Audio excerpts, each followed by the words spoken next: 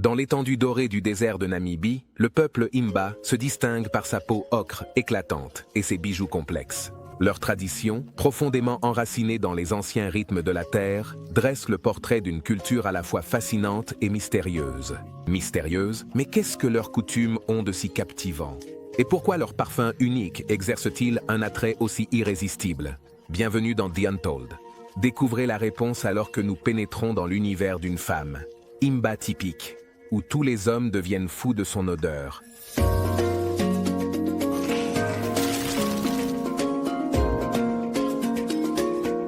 Il y a environ 500 ans, l'une des tribus les plus fascinantes d'Afrique, le peuple Herero, a quitté sa terre natale en Angola pour s'installer dans une nouvelle région aujourd'hui, connue sous le nom de Namibie.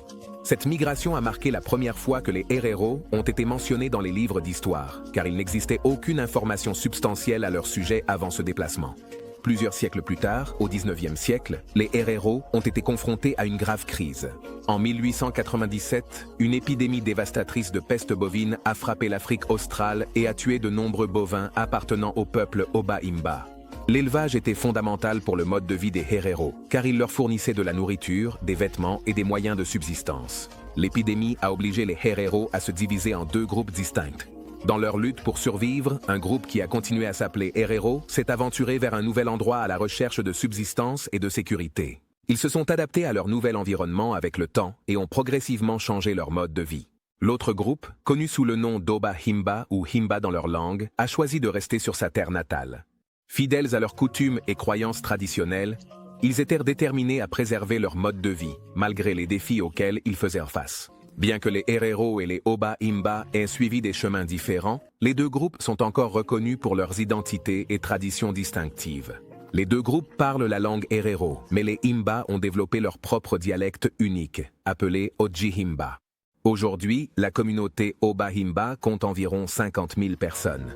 Les Oba-Himba continuent de vivre sur leur terre natale traditionnelle, dans la région de Kunene en Namibie, et de l'autre côté de la frontière, en Angola. Connus pour leur mode de vie semi-nomade, ils se déplacent de façon saisonnière avec leurs troupeaux à la recherche de nouveaux pâturages, tandis que le sous-groupe plus restreint, les Obatois, pratique la chasse et la cueillette. Les Oba-Himba sont la dernière communauté de Namibie à préserver ce mode de vie pastoral. Ils entretiennent un lien profond avec la terre et excellent dans l'agriculture, l'élevage et la chasse, l'élevage de bétail étant leur plus grande compétence, ce qui a amélioré leur qualité de vie. Cependant, entre 1979 et 1982, une grave sécheresse a frappé le pays, provoquant la mort de nombreux animaux et obligeant de nombreux Oba-Himba à chercher un emploi rémunéré et une aide alimentaire. Cette période a été l'un des défis les plus difficiles pour eux en tant que communauté indépendante. En plus de cela, la guerre d'indépendance de la Namibie, menée entre le SWAPO et l'armée sud-africaine, a entravé leur liberté de mouvement et causé des blessures dues aux mines terrestres. Après la guerre, le nouveau gouvernement namibien est intervenu pour soutenir des groupes minoritaires comme les Oba-Himba, en leur fournissant des ressources pour l'éducation et les soins de santé. Cette aide a considérablement amélioré leur vie, leur offrant un meilleur accès aux écoles et aux services médicaux, et améliorant leur bien-être général. Les Oba-Himba, en plus d'élever du bétail, s'occupent également de moutons et de chèvres à queue grasse. Ils cultivent des cultures comme le maïs et le mil lorsqu'il pleut, mais n'utilisent pas de système d'irrigation. Leur principale source de nourriture provient de leurs animaux, qui leur fournissent du lait et de la viande. Un plat préféré est le lait caillé mélangé à une bouillie épaisse de maïs appelée orugere. Cependant, il y a des moments où ils ne mangent que de la bouillie simple et dure, car le lait et la viande peuvent se faire rares. En plus de l'orugere, les Oba-Himba aiment consommer d'autres aliments, comme la farine de maïs, les œufs de leurs poules, des herbes sauvages et du miel. Les Oba-Himba ne vendent normalement pas leurs animaux pour de l'argent. Ils préfèrent les garder pour leur alimentation et leur compagnie. Ils ne gagnent pas beaucoup d'argent avec leurs affaires ou leurs emplois et ils reçoivent un minimum d'argent de leur pension ou de la part de leurs proches qui vivent loin. La majeure partie de leurs revenus provient du travail avec les animaux et les plantes dans des zones désignées connues sous le nom de réserves naturelles. De plus, ils reçoivent un soutien du gouvernement lorsqu'ils sont âgés et une aide pendant les périodes de sécheresse ou de famine. Cet argent les aide à acheter des articles essentiels dont ils ont besoin pour survivre en période difficile. Le peuple Oba-Himba a une approche unique du mariage et de l'âge adulte. Contrairement à certaines cultures où l'amour et le choix personnel jouent un rôle important, le système Oba-Himba implique principalement des mariages arrangés. Les filles de la communauté Ovahimba se marient généralement avec des hommes choisis par leurs parents, plutôt que sur la base de l'amour romantique. Bien que les jeunes couples puissent tomber amoureux et se marier, les mariages arrangés restent plus courants. Une fois qu'une fille atteint la puberté, généralement entre 12 et 14 ans, elle peut se marier. Cette pratique du mariage précoce est encore très répandue et a été critiquée aussi bien en Namibie que par des observateurs extérieurs. Le gouvernement namibien travaille activement à mettre fin au mariage d'enfants, mais la tradition reste forte dans de nombreuses communautés. Les filles Ovahimba ne sont considérées comme adultes qu'après avoir donné naissance à un enfant. Lorsqu'une fille a ses premières règles, ses tantes et sa mère l'emmènent dans un endroit isolé pour la protéger spirituellement et la préparer à l'âge adulte. Elles la conduisent dans une zone désignée où elle sera en sécurité et la guident à travers cette étape importante. Les femmes la couvrent de cadeaux pour célébrer ce moment significatif et lui enseignent les responsabilités liées à la féminité. Elles la préparent à son futur rôle de mère au sein de la communauté et finalement la présentent à l'esprit lors d'une grande cérémonie. Cet événement marque sa transition vers l'âge adulte et sa préparation au mariage.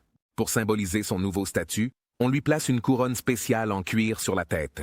Cette couronne sert de symbole de son statut élevé, montrant à tous dans le village qu'elle est désormais un membre respecté et admiré de la communauté. Les jeunes Ovahimba quittent souvent leur village pour s'occuper du bétail dans des endroits éloignés ou pour chercher du travail en ville. Parfois, ils partent même à la recherche d'une nouvelle épouse ou d'une compagne. En conséquence, de nombreuses femmes Ovahimba, y compris les jeunes filles qui reviennent de leur cours de maternité, restent dans leur village en permanence. Ces femmes s'occupent seules de leurs tâches quotidiennes, devenant ainsi très indépendantes et compétentes dans la gestion de leur foyer sans l'aide des hommes.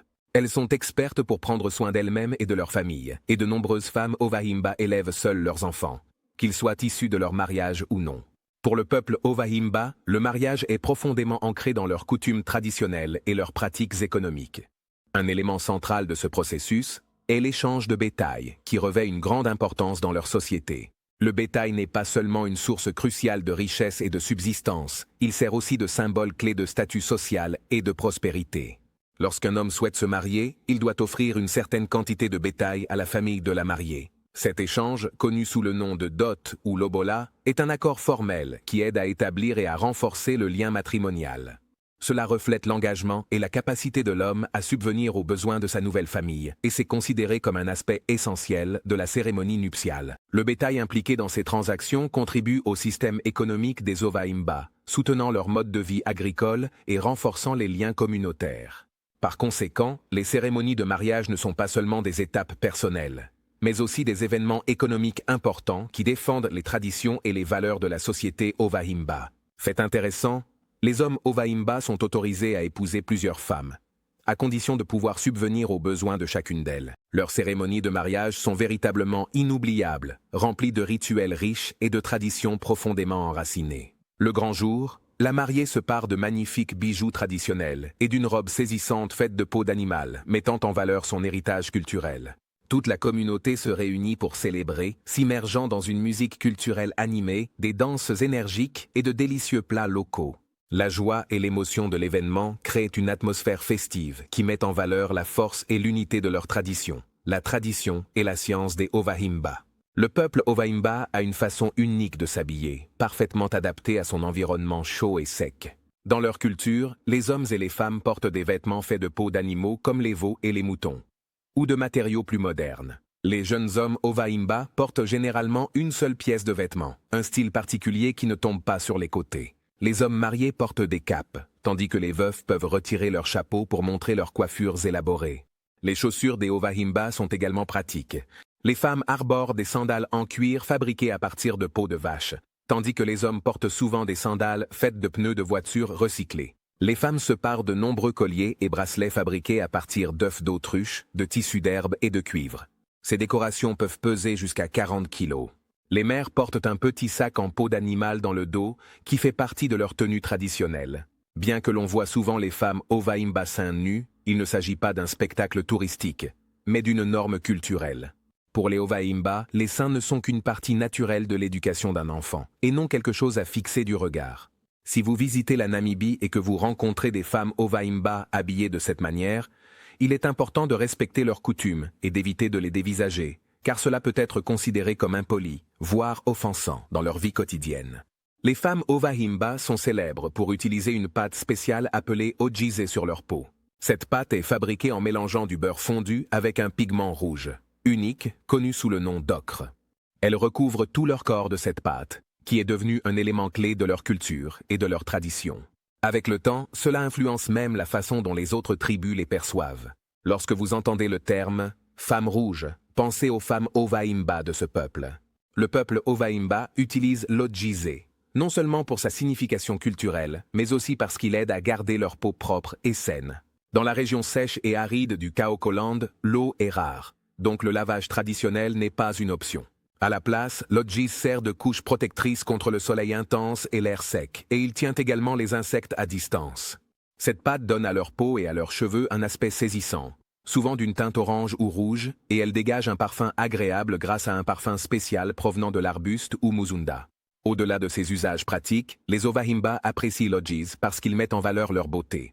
Ils considèrent que bien paraître est une partie essentielle de leur vie, et l'Ojize les aide à se sentir attirants et connectés à leur environnement. La couleur rouge de l'Ojize symbolise la terre et le sang, deux éléments vitaux de la vie, et son application leur permet de se sentir plus proches de la nature et fiers de leur apparence. Dans la novella Binti, lauréate du prix Hugo 2015 de Nnedi Okorafor, la protagoniste utilise une substance appelée Ojize, qui reflète un lien profond avec ses croyances traditionnelles. Cette pratique montre comment sa culture valorise la nature et son interconnexion, remettant en question l'idée que les humains sont séparés du monde qui les entoure. Le chercheur M. Tolliver suggère que la capacité de Binti à créer de l'OTJ sur une nouvelle planète symbolise une puissante renaissance de sa culture Ovahimba, agissant comme un lien avec ses racines et une source de réconfort dans un lieu qui semblait au départ dominé par la surveillance et le contrôle. En 2022, des chercheurs d'Afrique du Sud et de France ont étudié l'Ojize et ont découvert ses propriétés physiques uniques. Ils ont découvert que l'Ojize possède des capacités remarquables de blocage des rayons ultraviolets et qu'il réfléchit bien, la lumière infrarouge. Cette étude confirme l'idée que l'Ojize joue un rôle crucial dans la protection de la peau contre les rayons ultraviolets nocifs et la chaleur du soleil, ce qui contribue au faible taux de cancer de la peau observé au sein de la communauté Ovahimba, en Namibie. Un rituel de bain unique. Un aspect fascinant de la tribu Ovahimba est leur approche unique du bain. Les femmes utilisent de l'eau pour se laver lors d'un jour très spécial de leur vie, le jour de leur mariage. Pour vraiment apprécier cette ancienne coutume, il est important de considérer son contexte. Le désert du Namibe, où ils vivent, est un lieu d'une beauté extrême, mais aussi d'une grande rudesse. C'est une terre de poussière sans fin, de chaleur intense et de pénurie d'eau, ce qui crée un environnement difficile, où la survie est ardue. Malgré ces conditions extrêmes, le peuple Ovahimba est loin d'être sale ou négligé. Leur rituel de bain reflète leur adaptation à cet environnement. Au lieu d'utiliser de l'eau, ils se purifient à l'aide d'une combinaison d'ocre rouge et de fumée. Ils commencent par appliquer une pâte d'ocre rouge, qui est un mélange de beurre, de graisse et d'ocre rouge. Cette pâte ne protège pas seulement leur peau du soleil et de la chaleur, mais elle agit aussi comme un répulsif contre les insectes en créant une barrière contre les bestioles. Pour se laver, les Ovahimba utilisent une méthode traditionnelle qui implique la fumée. Ils placent du charbon et des herbes aromatiques, comme la camifora qui a une odeur sucrée, dans un récipient et s'assoient au-dessus de la fumée pour transpirer. Ils se couvrent d'une couverture sur la tête et laissent la fumée les envelopper jusqu'à ce qu'ils transpirent. Ce procédé, connu sous le nom de bain de fumée complet, les aide à nettoyer leur peau tout en supportant des conditions extrêmes. Les Ovahimba sont également connus pour leurs parfums distinctifs. Ils élaborent ces fragrances en utilisant de la bière, créant à la fois une version en poudre sèche et un mélange avec des raisins secs et de la graisse de beurre. Les raisins secs sont placés dans un récipient fabriqué à partir de cornes de vache et on y ajoute de la graisse animale. Le parfum des raisins secs imprègne le mélange, ce qui donne un arôme agréable lorsqu'il est appliqué sur la peau. Cette odeur douce et fumée fait partie de leur routine quotidienne et ajoute une touche unique à leur pratique culturelle. Les cheveux, symbole de vie et de tradition chez la tribu Ovahimba, jouent un rôle important en marquant les différentes étapes de la vie. Les coiffures élaborées du peuple Ovahimba commencent dès la naissance. Les bébés et les jeunes enfants ont la tête rasée ou on leur laisse une petite mèche de cheveux sur le dessus. Les jeunes garçons portent une seule tresse qui s'étend jusqu'à l'arrière de la tête. Les filles, en revanche, ont les cheveux divisés en deux tresses qui sont coiffées de façon à tomber vers l'avant sur leurs yeux. Dans certaines communautés, les filles ont la tête complètement rasée, à l'exception d'une petite mèche de cheveux sur le dessus.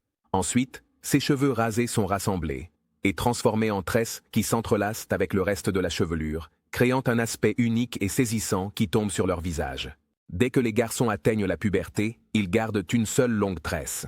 Les filles, quant à elles, portent plusieurs tresses, chacune ornée d'une patte traditionnelle des 2000 hommes. Certaines de ces tresses couvrent leur visage la plupart du temps, mais elles peuvent être soigneusement relevées lorsque cela est nécessaire. À mesure que les filles grandissent, se marient ou ont des enfants, elles commencent à porter une coiffe distinctive appelée harambe. Cette magnifique pièce est faite de peau de mouton et présente de nombreuses tresses colorées et façonnées avec de la pâte ogize. Le harambe n'est pas seulement décoratif, il signifie aussi qu'une femme a mûri et a fondé sa propre famille. Les tresses du harambe sont méticuleusement élaborées et arrangées pour représenter la beauté et la force. La pâte d'oji maintient ces tresses, à la fois vibrantes et brillantes, ce qui symbolise un lien profond avec la terre et leur héritage culturel. Le tressage des cheveux est bien plus qu'une simple pratique de beauté. C'est une activité communautaire très appréciée, avec des styles qui varient largement d'une tribu à l'autre. Les membres de la famille passent souvent des heures à créer des coiffures complexes qui portent de profondes significations sociales. Pour ajouter du volume et de la longueur, ils peuvent tresser des morceaux de foin, des poils de chèvre ou des extensions de cheveux artificiels. Chez le peuple Ovaimba, les cheveux sont un puissant symbole de fertilité. Les tresses épaisses et brillantes signifient la capacité d'une femme à avoir des enfants en bonne santé. Les femmes Ovaimba sont célèbres pour leur beauté impressionnante, avec leurs coiffures et bijoux uniques qui les distinguent. Elles consacrent beaucoup d'efforts à se coiffer et à choisir des accessoires spéciaux qui sont célébrés par les hommes de leur communauté. Les hommes honorent souvent leur beauté et leur élégance par des compliments constants, ancrés dans la culture. À mesure que les enfants grandissent et deviennent de jeunes hommes, ils continuent de porter leur unique longue tresse jusqu'à leur mariage. Une fois mariés, ils commencent à porter un bonnet ou un foulard spécial et cessent de tresser leurs cheveux. Si la femme d'un homme décède, il est attendu qu'il retire son bonnet ou foulard et laisse ses cheveux revenir à leur état naturel. Cette pratique reflète les valeurs et les traditions de la tribu et souligne le rôle important que joue le lièvre dans le marquage des transitions de la vie. La tradition de l'échange d'épouses parmi le peuple Obaimba existe depuis des siècles. Cette pratique, connue sous le nom d'Okude, consiste à offrir son épouse à un invité. Dans cette culture, un mari peut permettre à sa femme de coucher avec tout visiteur masculin qui passe la nuit chez lui. L'épouse viendra vérifier si l'invité est seul, ce qui indique sa volonté de participer. Tant que l'invité reste avec l'épouse, son mari doit dormir dans une autre pièce. Ou, s'il n'y a pas de pièce supplémentaire, il doit dormir dehors. Si le visiteur masculin a sa propre épouse, les couples peuvent convenir d'échanger de partenaires pour la nuit. Les hommes sont les chefs de leur famille et détiennent plus de pouvoir que les femmes en prenant la plupart des décisions. Mais de façon surprenante, certaines femmes acceptent cette tradition et se donnent volontairement à d'autres hommes. De plus, certaines femmes offrent même leurs amis à leurs maris, y voyant un signe d'amitié. Pendant des années, la coutume de l'échange d'épouses a résisté à l'influence occidentale. Le peuple Obaimba croit que cela renforce les amitiés et réduit la promiscuité ainsi que la jalousie. Avec le temps, cette pratique s'est normalisée. Au sein de leur communauté, les gens peuvent offrir leurs épouses à des cousins ou à des amis, avec l'attente que la faveur sera rendue à l'avenir. De nombreux couples Obaimba participent à l'échange pour ajouter de la variété à leur vie sexuelle ou satisfaire leur curiosité. D'autres y participent parce qu'ils considèrent cela comme une manière saine de renforcer leurs relations. Fait intéressant, les Obaimba considèrent également cette tradition comme une façon de faire preuve de gentillesse. Lorsque les hommes acceptent d'échanger leurs épouses, cela se fait généralement sans aucune condition. Aujourd'hui, les femmes ont le droit de refuser, mais elles doivent tout de même partager la même chambre que l'invité si elles refusent.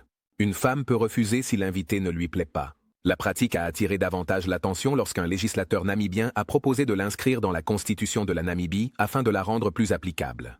En 2014, le législateur Kassanambo Kasenambo a déclaré qu'il ne voyait aucun mal à ce que des amis décident de coucher avec les épouses des uns et des autres. En 2020, des scientifiques ont mené une étude génétique sur un groupe semi-nomade vivant près de la frontière avec l'Angola. Ils ont utilisé des tests avancés pour examiner les gènes du groupe et ont découvert des résultats intrigants. L'étude a révélé que près de la moitié des enfants de cette communauté étaient nés hors mariage. De plus de 70% des couples avaient au moins un enfant dont le père n'était pas le conjoint. Fait intéressant, les pères étaient pleinement conscients de ces situations. Les mères ont correctement identifié quels enfants n'étaient pas ceux de leur mari dans 72% des cas, tandis que les pères l'ont également fait. Heureusement, 73% des femmes Obahimba ne font pas face à ce défi seules. Lorsque leurs maris sont absents, d'autres femmes du village interviennent pour les aider. Elles se soutiennent mutuellement en s'occupant de tous les enfants, en leur enseignant des compétences essentielles et en leur inculquant des valeurs importantes. Ce fort sentiment de communauté garantit que tous les enfants, quelle que soit leur ascendance, grandissent en bonne santé, forts et profondément attachés aux traditions de leur tribu. Les Obahimba sont très prudents dans leurs interactions avec les étrangers. Ils considèrent leur village comme un lieu privé et indépendant. C'est pourquoi seuls ceux qui ont été spécifiquement invités ou acceptés sont autorisés à y entrer. Cette règle est si importante pour eux qu'il existe même une ligne sacrée tracée depuis l'entrée principale, passant par le feu sacré jusqu'à la hutte du chef et l'enclos du bétail. Il est strictement interdit aux étrangers de franchir cette ligne. Bien que l'interaction limitée des Obahimba avec les étrangers les aide à préserver leur mode de vie, cela leur rend également difficile l'adaptation aux changements modernes. Lorsqu'ils rencontrent des touristes, ils se sentent souvent mal à l'aise et dépaysés, conscients de ne pas vraiment appartenir au monde moderne. Malgré cela, ils sont très accueillants envers les visiteurs. L'hospitalité est une valeur fondamentale pour eux et, parfois, au cours des dernières années, l'augmentation des contacts avec des étrangers, en particulier des pays occidentaux impliqués dans la recherche et l'exploration, a apporté certains changements négatifs à la communauté Obahimba. Un problème majeur est l'introduction de l'alcool dans leur village. Des bars ont été installés et désormais l'alcool est facilement accessible, ce qui a des effets néfastes sur les habitants du village, y compris les personnes âgées et les enfants. En l'absence de restrictions d'âge ou de réglementation concernant la vente d'alcool, la présence de l'alcool bouleverse leur mode de vie traditionnel. Les valeurs traditionnelles peinent à subsister à mesure que la consommation d'alcool devient plus courante, ce qui affecte les jeunes et transforme leur mode de vie. Mais à mesure que la nuit avançait, une pensée curieuse persistait dans son esprit. Qu'est-ce que cette ancienne tradition a de si irrésistible? Des traditions et des croyances intemporelles dans l'environnement désertique, reculé et rude où vit le peuple Obahimba. Leur isolement des influences extérieures leur a permis de préserver une grande partie de leur mode de vie traditionnel. Ils naviguent dans l'un des climats les plus extrêmes de la planète tout en s'accrochant à leurs anciennes coutumes. L'organisation sociale des Obahimba repose sur un système appelé descendance bilatérale. Cela signifie que chaque personne appartient à deux clans différents. L'un du côté paternel, connu sous le nom de clan Patre-Clan ou Urusso, et l'autre du côté maternel, appelé clan Matra ou Ayanda. Le leadership de chaque clan revient au membre masculin le plus âgé. Les fils restent dans le clan de leur père, tandis que les filles rejoignent le clan de leur mari lorsqu'elles se marient. Curieusement, l'héritage des biens ne suit pas le clan paternel. Au contraire, un fils hérite du bétail et des autres biens de son oncle maternel, et non de son propre père. Ce système met également l'accent sur les devoirs moraux, comme la prise en charge des orphelins et des veuves lorsqu'une personne décède. De plus, l'accès aux ressources vitales telles que l'eau et les pâturages est géré au sein de cette structure fondée sur les clans, ce qui garantit une répartition et une préservation équitable de ses besoins pour la communauté. Le peuple Ovahimba pratique une forme de monothéisme centré sur le culte de Mukuru, leur dieu suprême. Dans leur système de croyance, Mukuru accorde des bénédictions, mais ce sont leurs ancêtres qui ont le pouvoir à la fois de bénir et de maudire chaque famille de la communauté Ovahimba. La communauté entretient un feu ancestral sacré, soigneusement surveillé par un gardien du feu. Ce gardien du feu joue un rôle crucial, rendant visite au feu tous les 7 ou 8 jours pour communiquer avec Mukuru et les ancêtres au nom de sa famille. Puisqu'on croit que Mukuru réside dans un royaume lointain, les ancêtres agissent souvent comme ses représentants.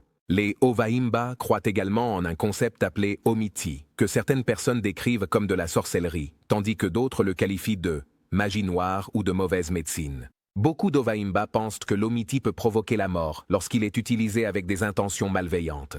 Ils pensent que ceux qui le pratiquent peuvent semer des pensées négatives dans l'esprit de quelqu'un ou provoquer des événements inhabituels et graves, comme le fait qu'une maladie courante devienne soudainement mortelle. Parfois, les praticiens de l'Omiti n'attaquent pas directement leur cible. À la place, ils peuvent nuire à un être cher ou à un membre de la famille. Lorsqu'ils sont confrontés à des événements aussi extraordinaires ou inquiétants, certains Ovahimba font appel à des devins ou à des guérisseurs africains traditionnels pour découvrir la cause de l'Omiti et comprendre son impact. Pour défendre leurs terres ancestrales et leur intégrité culturelle, le peuple Ovahimba a accompli un travail impressionnant pour préserver sa culture et son mode de vie traditionnel. Ils ont activement collaboré avec des militants internationaux pour empêcher la construction d'un barrage hydroélectrique le long du fleuve Kunene qui aurait submergé leurs terres ancestrales. En 2011, lorsque la Namibie a proposé un nouveau projet de barrage à Orokawa, situé dans les montagnes Bin, les Ovahimba ont pris position.